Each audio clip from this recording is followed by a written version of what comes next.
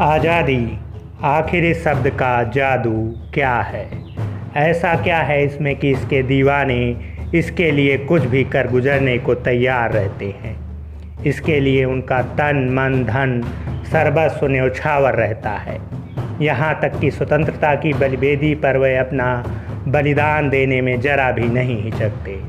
दोस्तों, वस्की ने ऐसे ही नहीं कहा है कि शायद मनुष्य और मनुष्य जात के लिए इतना अनिवार्य और कुछ नहीं है जितनी आज़ादी।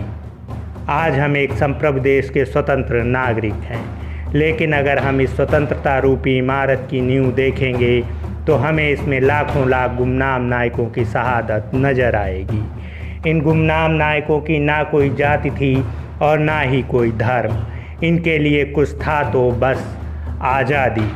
इन्हीं आज़ादी के दीवानों का एक दस्ता 1942 में भारत छोड़ो आंदोलन के दौरान पटना सेक्रेटेरिएट पर झंडा फहराने के उद्देश्य से निकला। जुलूस आज़ादी के नशे में चूर सेक्रेटेरिएट पहुंचा। सभी लोग अपनी जान हथेली पर लिए हुए थे। अतएव आज़ादी के इन दीवानों को कौन रोकने वाला था?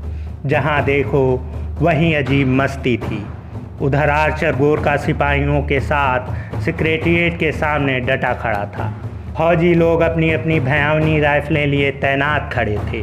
मिस्टर आर्चर ने गरजते हुए लोगों से पूछा, तुम क्या चाहते हो?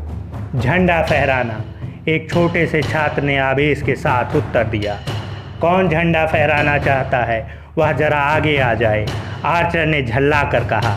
देखते ही देखते 11 छात्र जुलूस को चीरते हुए आगे आकर कतार में खड़े हो गए।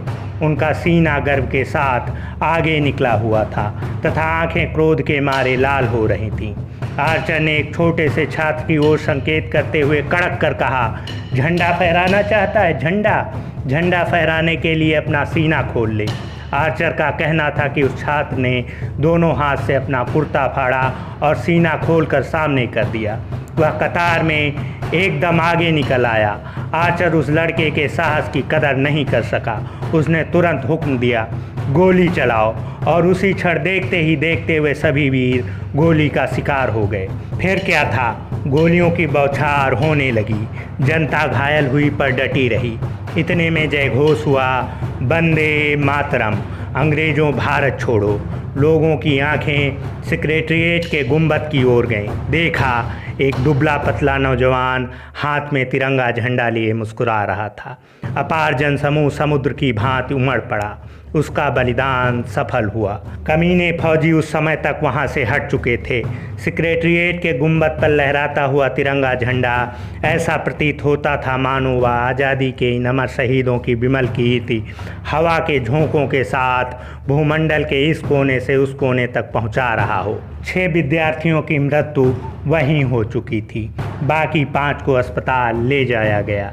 एक को ऑपरेशन के लिए टेबल पर लिटाया गया। कुछ देर बाद उसकी मूर्छा टूटी।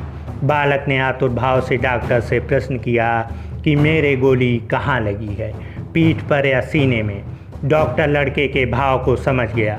उसने गोली के घाव की ओर इशारा करते हुए कहा, गोली सीने के बीच में लगी है। लड़का कुछ मुस्कुराया और बड़े गर्व के साथ धीमे स्वर में बोला, अच्छा, लोग यह तो नहीं कहेंगे कि भागते हुए को गोली लगी थी। बस अंतिम शब्द के साथ उसके प्राण पखेरु इस नश्वर शरीर को त्याग कर उड़ गए। वह बालक तो आज दुनिया में नहीं है, किंतु उसका बलिदान भारत के स्वतंत्रता के युद्ध में अमर हो गया। घायलों के शरीर से जो गोलियां निकली थीं, उनकी जांच करने से पता चला कि वे दमदम गोलियां थीं, जिनका व्यवहार अंतर्राष्ट्रीय विधान के मुताबिक युद्ध काल में भी मना था। इसी तरह के गौरवमंडित कारनामों और बलिदानों से देश की स्वतंत्रता का इतिहास रक्त रंजित मिलेगा। प्रश्न आज रह रहकर यह उपस्थित हो रहा है कि हम उन बलिदानियों के त्याग की रक्षा किस प्रकार कर रहे हैं।